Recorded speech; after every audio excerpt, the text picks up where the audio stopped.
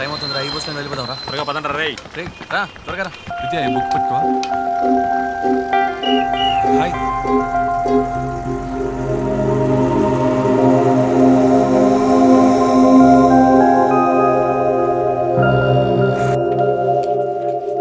Okay bye.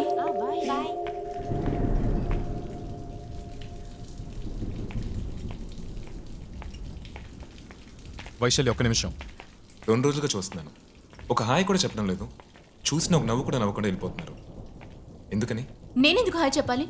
నేనెందుకు నవ్వాలి? ఆ రోజు గుళ్ళో మీరు అలా చెప్పడం కరెక్టా? నేనేం చెప్పాను? మీకేమీ తెలియదు. మిగతా వాళ్ళకి తప్పనిపించింది, మీకు మాత్రం తప్పనిపిస్తుంది. అదా, నాకు తప్పనిపించింది చెప్పాను. తప్పనిపిస్తే ఏమైనా చెప్పేస్తారా? ఎక్కడ చెప్పాలో ఎలా చెప్పాలో తెలీదా?